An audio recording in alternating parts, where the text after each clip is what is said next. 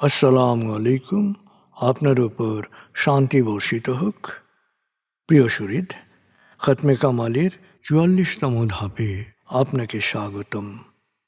আপনি জানেন, রোগ শোক, বিপদ আপদ, আসমানি জমিনি বালা মুসিবত, সকল ধরনের অস্থিরতা, অশান্তি, অনিশ্চয়তা, নিরাপত্তাহীনতা, দুর্যোগ, দুর্বিপাক, আজাব গজব থেকে মুক্তির জন্যে খতমে কামালি এক সহজ আমল। খতমে কামালির এই আমলের মধ্য দিয়ে প্রার্থনাকারী প্রার্থনার সাথে মিশে যান। আসলে প্রার্থনাকারী যখন প্রার্থনার সাথে মিশে যান, তখন প্রার্থনা কবুল হয়। খতমে কামালি প্রার্থনা কবুলের এই পরম মুহূর্তে আপনাকে নিয়ে যাবে। তাই নিজের, অন্যের, সমাজের, দেশের, মানব জাতির যে কোনো কল্যাণের নিয়তে আপনি এই আমলে অংশ নিন। আপনি সকল বিপদ আপদ, বালা মুসিবত মুক্ত হন। আপনার জন্যে কল্যাণকর সকল দোয়া আল্লাহ কবুল করুন। সব সময় আল্লাহ আমাদেরকে তার রহমতের ছায়ায় রাখুন। এই কামনা করে আমি শহীদ আল বুখারী মহাজাতক খতমে কামালির পুরো প্রক্রিয়ায় আপনার সাথে থাকছি। আসুন এবার আমরা ডুবে যাই সত্যের গভীরে।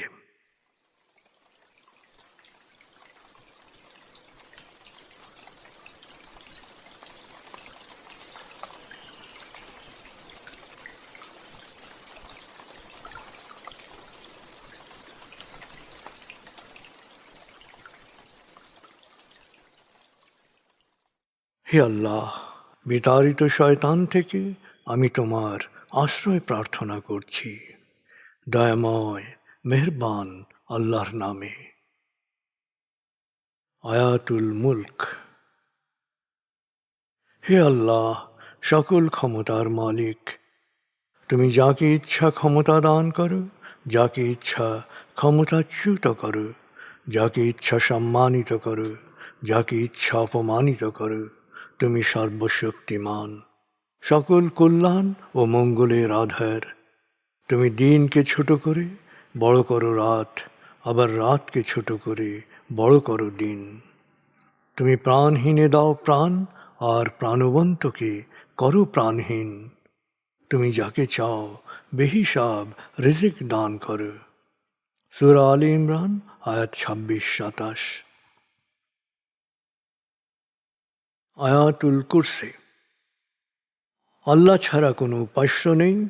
তিনি শাশ্বত, চিরঞ্জীব, বিশ্ব প্রকৃতির সর্বসত্তার ধারক। তিনি তন্দ্রা নিদ্রাহীন, সদা সজাগ, মহাকাশ ও পৃথিবীর সব কিছুর মালিক। তার সদয় অনুমতি ছাড়া তার কাছে সুপারিশ করার সাধ্য কারো নেই।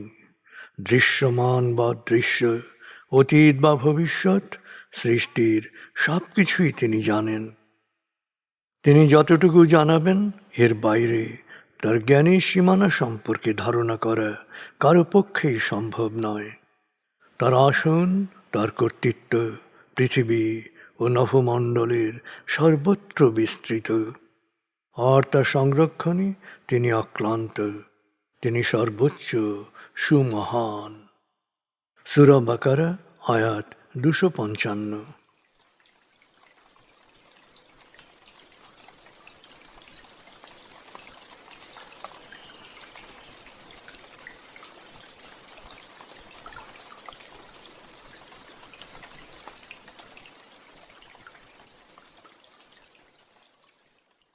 আসুন আমরা ধীরে ধীরে ডুবে যাই হৃদয়ের গভীরে নবী প্রেমে। বলগল উলা বিকমালিহি, কশফত দুজা বিজমালিহি, হসনত জমিও খিসালিহি, সল্লু আলিহি ওয়ালিহি। বলগল উলা বিকমালিহি, কশফত দুজা বিজমালিহি, হসনত জমিও খিসালিহি, সল্লু আলিহি ওয়ালিহি। বলগল উলা বিকমালিহি,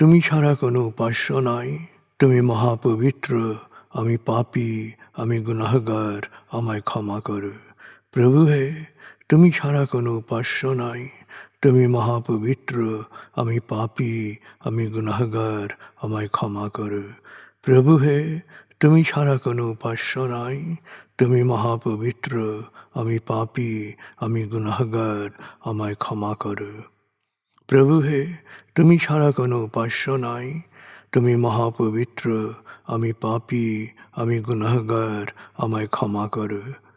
প্রভু হে, তুমি ছাড়া কোনো উপাস্য নাই। তুমি মহাপবিত্র, আমি পাপী, আমি গুনাহগার, আমায় ক্ষমা করো। প্রভু হে, তুমি ছাড়া কোনো উপাস্য নাই। তুমি মহাপবিত্র, আমি পাপী, আমি গুনাহগার, আমায় ক্ষমা করো। প্রভু হে, তুমি ছাড়া কোনো উপাস্য নাই।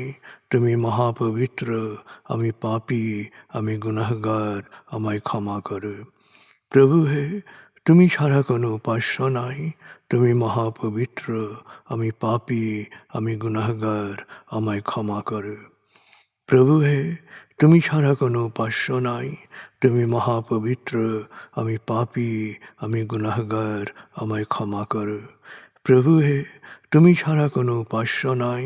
তুমি মহাপবিত্র, আমি পাপী, আমি গুনাহগার, আমায় ক্ষমা করো। প্রভু হে, তুমি ছাড়া কোনো উপাস্য নাই। তুমি মহাপবিত্র, আমি পাপী, আমি গুনাহগার, আমায় ক্ষমা করো। প্রভু হে, তুমি ছাড়া কোনো উপাস্য নাই। তুমি মহাপবিত্র, আমি পাপী, আমি গুনাহগার, আমায় ক্ষমা করো। প্রভু হে, তুমি ছাড়া কোনো উপাস্য নাই। তুমি মহাপবিত্র, আমি পাপী, আমি গুনাহগার, আমায় ক্ষমা করো। প্রভু হে, তুমি ছাড়া কোনো উপাস্য নাই। তুমি মহাপবিত্র, আমি পাপী, আমি গুনাহগার, আমায় ক্ষমা করো। প্রভু হে, তুমি ছাড়া কোনো উপাস্য নাই। তুমি মহাপবিত্র, আমি পাপী, আমি গুনাহগার, আমায় ক্ষমা করো। প্রভু হে, তুমি ছাড়া কোনো উপাস্য নাই। তুমি মহাপবিত্র, আমি পাপী, আমি গুনাহগার, আমায় ক্ষমা করো। প্রভু হে, তুমি ছাড়া কোনো উপাস্য নাই। তুমি মহাপবিত্র, আমি পাপী, আমি গুনাহগার, আমায় ক্ষমা করো।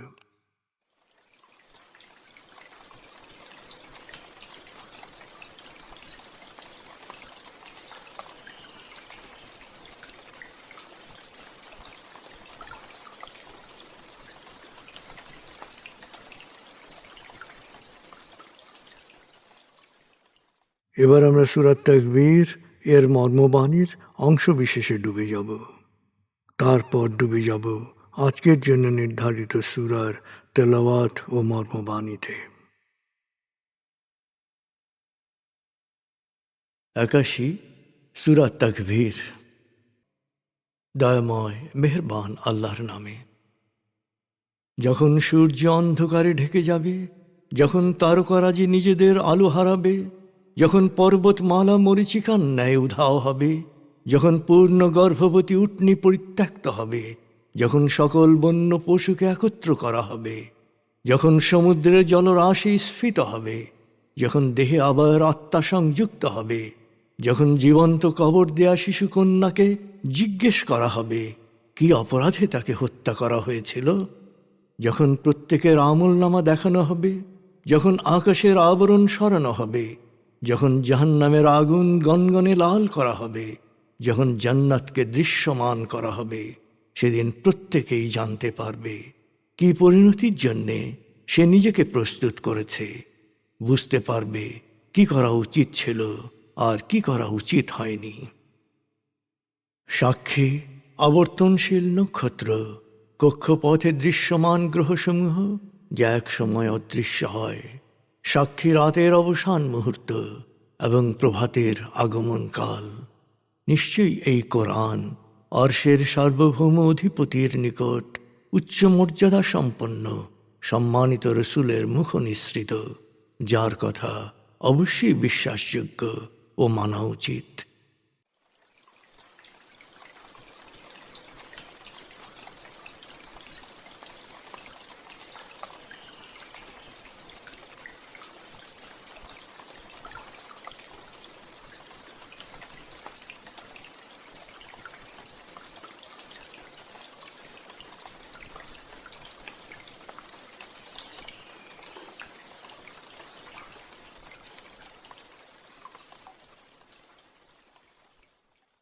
এবার আমরা সূরা শুআরা 176 থেকে 227 আয়াতের তেলাওয়াত ও মর্মবাণীর গভীরে ডুবে যাব।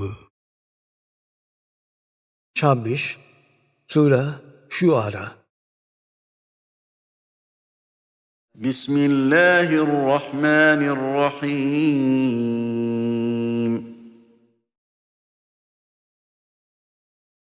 كذب أصحاب الأيكة المرسلين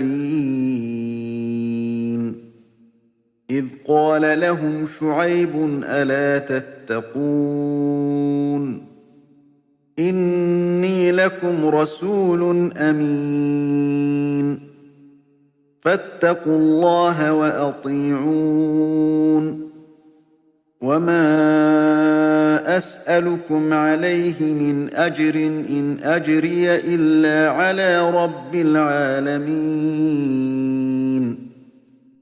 أوفوا الكيل ولا تكونوا من المخسرين وزنوا بالقسطاس المستقيم ولا تبخسوا الناس أشياءهم ولا تعثوا في الأرض مفسدين واتقوا الذي خلقكم والجبلة الأولين قالوا إنما أنت من المسحرين وما أنت إلا بشر مثلنا وإن نظنك لمن الكاذبين فأسقط علينا كسفا من السماء إن كنت من الصادقين قال ربي أعلم بما تعملون فكذبوه فأخذهم عذاب يوم الظلة إنه كان عذاب يوم عظيم إن في ذلك لآية وما كان أكثرهم مؤمنين وإن ربك لهو العزيز الرحيم وإنه لتنزيل رب العالمين نزل به الروح الأمين على قلبك لتكون من المنذرين بلسان عربي مبين وإنه لفي زبر الأولين أولم يكن لهم آية أن يعلمه علماء بني إسرائيل ولو نزلناه على بعض الأعجمين فقرأه عليهم ما كانوا به مؤمنين كذلك سلكناه في قلوب المجرمين لا يؤمنون به حتى يروا العذاب الأليم فيأتيهم بغتة وهم لا يشعرون فيقولوا هل نحن منظرون أفبعذابنا يستعجلون أفرأيت إن متعناهم سنين ثم جاءهم ما كانوا يوعدون ما أغنى عنهم ما كانوا يمتعون وما أهلكنا من قرية إلا لها منذرون ذكرى وما كنا ظالمين وما تنزلت به الشياطين وما ينبغي لهم وما يستطيعون إنهم عن السمع لمعزولون فلا تدع مع الله إلها آخر فتكون من المعذبين وأنذر عشيرتك الأقربين واخفض جناحك لمن اتبعك من المؤمنين فإن عصوك فقل إني بريء مما تعملون وتوكل على العزيز الرحيم الذي يراك حين تقوم وتقلبك في الساجدين إنه هو السميع العليم هل أنبئكم على من تنزل الشياطين تنزل على كل أفاك أثيم يلقون السمع وأكثرهم كاذبون والشعراء يتبعهم الغاوون ألم تر أنهم في كل واد يهيمون وأنهم يقولون ما لا يفعلون إلا الذين آمنوا وعملوا الصالحات وذكروا الله كثيرا وانتصروا من بعد ما ظلموا وسيعلم الذين ظلموا أي منقلب ينقلبون দয়াময় মেহেরবান আল্লাহর নামে। আইকাবাসীরাও রসুলদের প্রত্যাখ্যান করেছিল। স্মরণ করো যখন শোয়েব ওদের বলেছিল, তোমরা কি আল্লাহ সচেতন হবে না? আমি তো তোমাদের জন্যে আল্লাহর প্রেরিত রসুল, যার উপর ভরসা করা যায়। সুতরাং আল্লাহ সচেতন হও ও আমার আনুগত্য করো। আর আমি তোমাদের কাছে এই কাজের জন্যে কোনো বিনিময় চাই না। আমার পুরস্কার তো মহাবিশ্বের প্রতিপালকের কাছে। শোয়েব ওদেরকে আরো বলল, তোমরা মাপ পূর্ণ মাত্রায় দেবে, মাপে কাউকে কম দেবে না। সঠিক দাঁড়িপাল্লায় ওজন করবে, ন্যায্য পাওনা অধিকার থেকে কাউকে বঞ্চিত করবে না। জমিনে ফাসাদ ও বিপর্যয় সৃষ্টি করবে না। আর আল্লাহ সচেতন থাকো, যিনি তোমাদের ও তোমাদের বাপদাদাদের সৃষ্টি করেছেন। সম্প্রদায়ের নেতারা বলল, হে শোয়েব, তুমি নিঃসন্দেহে জাদুগ্রস্তদের একজন। তুমি তো আমাদেরই মতো একজন মানুষ। আমরা মনে করি তুমি এক মিথ্যাচারী। যদি তা না হও, যদি তুমি সত্যবাদী হয়ে থাকো, তবে আকাশের একটি অংশ আমাদের ওপর ফেলার ব্যবস্থা করো। শোয়েব বলল, তোমাদের কার্যকলাপ সম্পর্কে আমার প্রতিপালক পুরোপুরি ওয়াকিবহাল। কিন্তু ওরা শোয়েবকে প্রত্যাখ্যানে অটল থাকল। ফলে একদিন কালো অন্ধকার হয়ে নেমে এলো ভয়ঙ্কর আযাব, ধ্বংস হলো সবাই। এ ঘটনার মধ্যে সকল মানুষের জন্যেই শিক্ষণীয় নিদর্শন রয়েছে, যদিও অধিকাংশ মানুষই ইতিহাস থেকে শিক্ষা গ্রহণ করে না। নিশ্চয়ই তোমার প্রতিপালক মহাপরাক্রমশালী, পরম দয়ালু। নিশ্চয়ই কোরআন মহাবিশ্বের প্রতিপালকের কাছ থেকে জিবরাইলের মারফত তোমার হৃদয়ে নাজিল হয়েছে, যাতে হে নবী তুমি সতর্ককারীদের একজন হতে পারো। কোরআন নাজিল করা হয়েছে সুস্পষ্ট আরবি ভাষায়। অবশ্যই পূর্ববর্তী কিতাবসমূহে এর উল্লেখ আছে।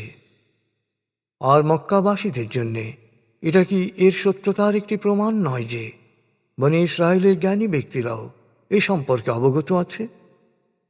কিন্তু সত্য অস্বীকারীরা এতটাই হঠকারী যে এই কোরআন যদি কোনো অনারবের উপর নাজিল করতাম এবং সে পরিষ্কার আরবিতে তেলাওয়াত করত, তারপরও ওরা বিশ্বাস করত না।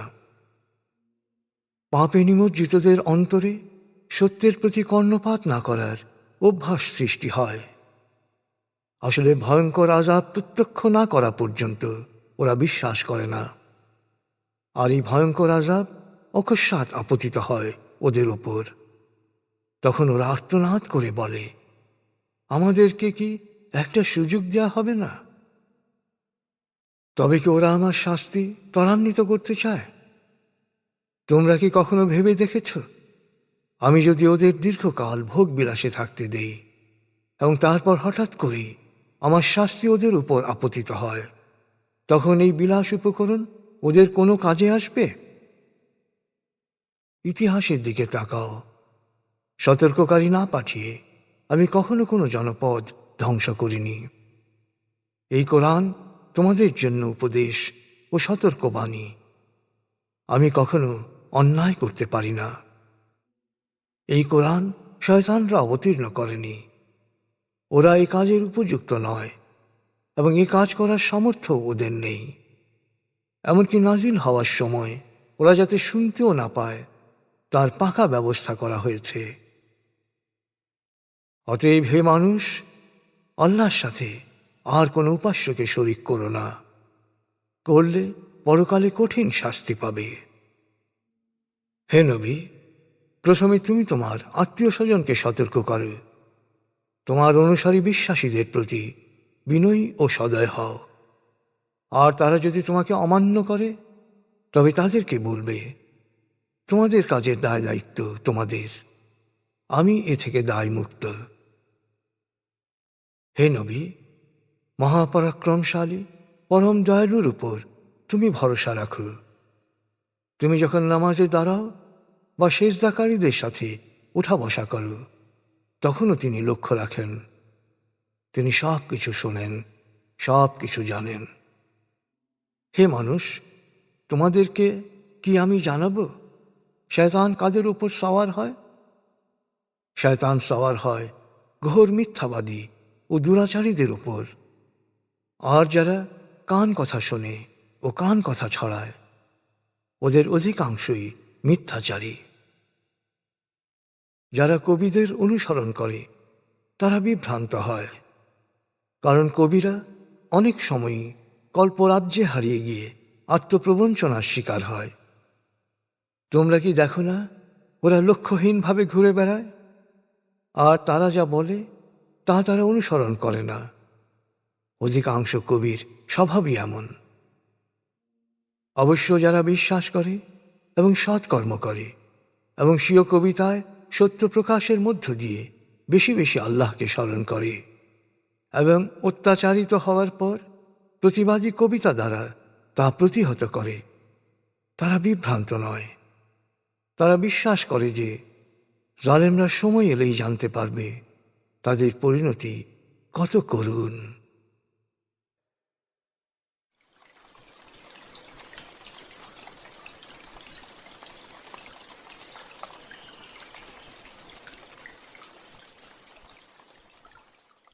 আপনি এতক্ষণ মর্মবাণীর গভীরে ডুবেছিলেন। এবার আপনার মনে মর্মবাণীর যে বিষয়গুলো দাগ কেটেছে সেই বিষয়গুলোর ভাবনায় ডুবে যান।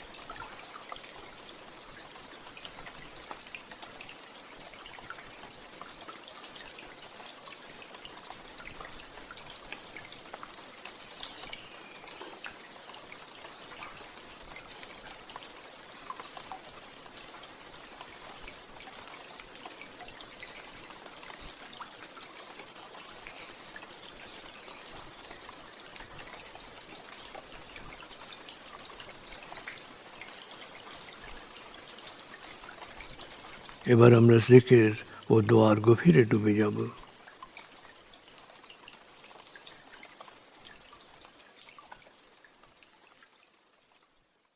এবার হালকাভাবে চোখ বন্ধ করুন, লম্বা দম নিন, নাক দিয়ে দম নিন, আস্তে আস্তে মুখ দিয়ে দম ছাড়ুন।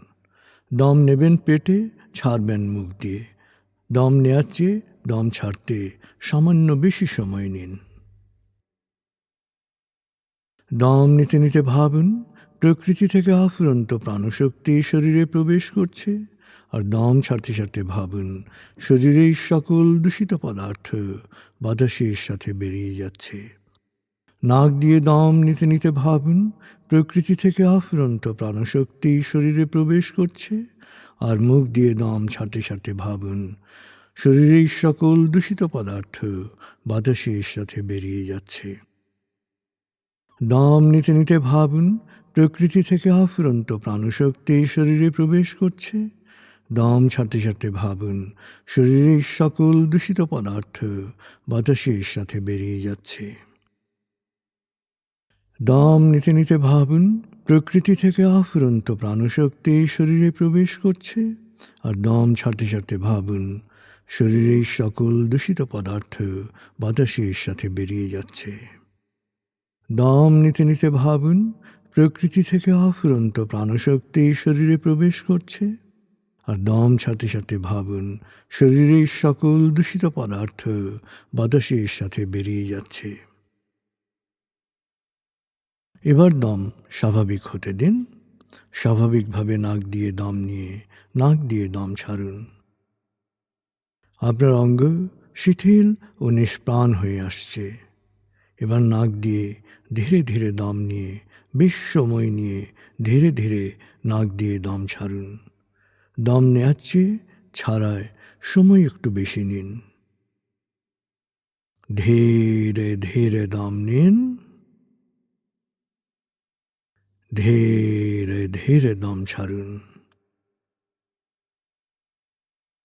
ধীরে ধীরে দম নিন, ধীরে ধীরে দম ছাড়ুন। ধীরে ধীরে দম নিন, ধীরে ধীরে দম ছাড়ুন। ধীরে ধীরে দম নিন, ধীরে ধীরে দম ছাড়ুন। ধীরে ধীরে দম নিন, ধীরে ধীরে দম ছাড়ুন। এবার দম স্বাভাবিক হতে দিন। আপনি এখন দম খেয়াল করুন।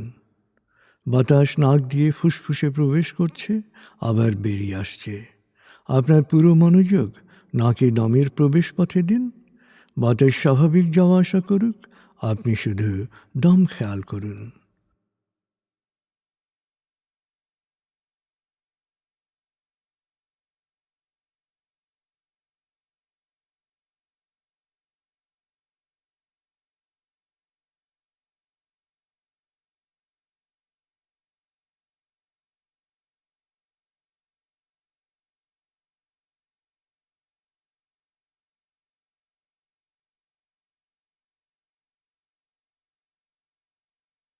অনুভব করুন আপনার শরীর ভারী লাগতে শুরু করেছে। আরাম, আরাম, আরাম। অনুভব করুন শীতলতা স্রোতের মতো, বরফ গলা পানির মতো আপনার মাথা থেকে শরীর বেয়ে নিচের দিকে নেমে যাচ্ছে।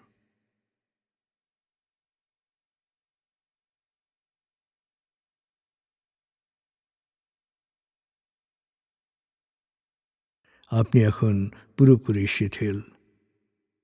শিথিলায়নের গভীর স্তরে প্রবেশ করেছেন আপনি। আপনার ব্রেন ওয়েভ বিটা স্তর থেকে নেমে গেছে আলফায়। মনের বাড়ির পথে আপনি এখন আলফা স্টেশনে এসে পৌঁছেছেন। এই স্টেশনে আপনার জন্য রয়েছে বিশেষ ওয়েটিং রুম। আলফা স্টেশন থেকে আপনি এখন মনের বাড়িতে যাচ্ছেন। আমি গণনা শুরু করছি। 19,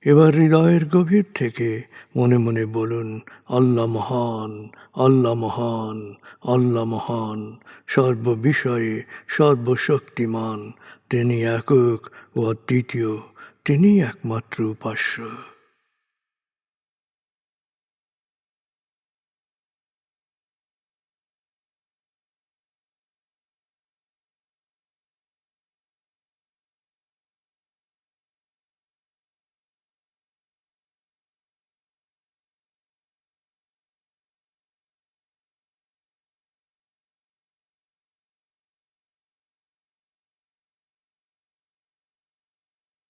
হৃদয়ের গভীর থেকে প্রার্থনা করুন, হে আল্লাহ, তুমি আমাদেরকে বিশ্বাসী, সৎকর্মশীল, সংঘবদ্ধ মানুষ হিসেবে কোয়ান্টাম ফাউন্ডেশনে একাত্ম করেছ। হে আল্লাহ, কোয়ান্টাম ফাউন্ডেশনকে এ যুগের আলোকবর্তিকা হিসেবে, সহস্রাব্দের বাতিঘর হিসেবে কবুল করো। কোয়ান্টাম ঘরে ঘরে, মেডিটেশন ঘরে ঘরে, এ অনুরণন সার্থক করো।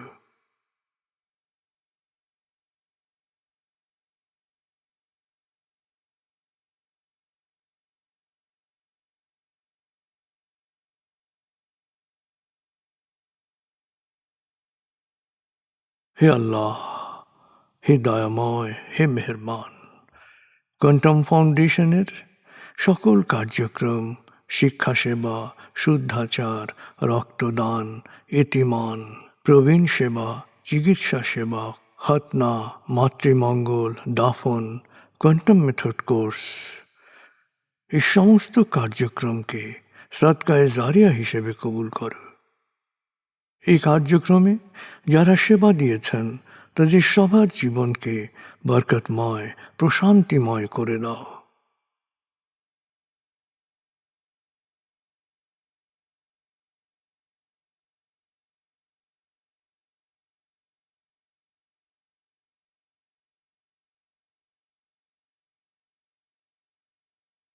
হে আল্লাহ, গত ৩০ বছর ধরে ফাউন্ডেশনের কাজগুলোকে গতিশীল রাখার জন্যে যারা নিয়মিত দান করেছেন, যারা এককালীন দান করেছেন, যারা জাকাত দিয়েছেন, যারা স্থাবর অস্থাবর সম্পত্তি দান করেছেন, তাদের সবার দানকে তুমি সৎ দান হিসেবে কবুল করো, সদকায়ে জারিয়া হিসেবে কবুল করো। তাদের পরিবারে সুখ ও প্রশান্তি দান করো, তাদের ধন সম্পত্তিতে বরকত দান করো।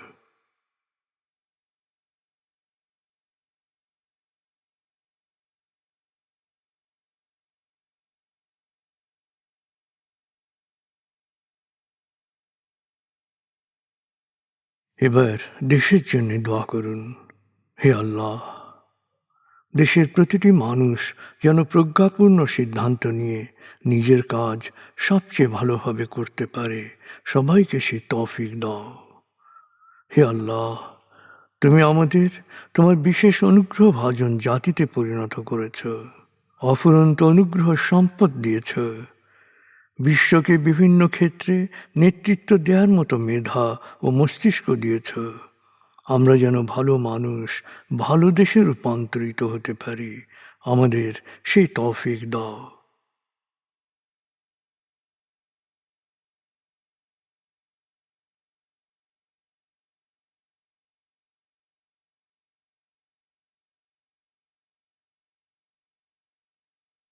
ভালো মানুষ, ভালো দেশ, স্বর্গভূমি বাংলাদেশ। ভালো মানুষ, ভালো দেশ, স্বর্গভূমি বাংলাদেশ। ভালো মানুষ, ভালো দেশ, স্বর্গভূমি বাংলাদেশ। দেশের জন্যে প্রার্থনা করুন। দেশকে যেমন দেখতে চান সেভাবে প্রার্থনা করুন।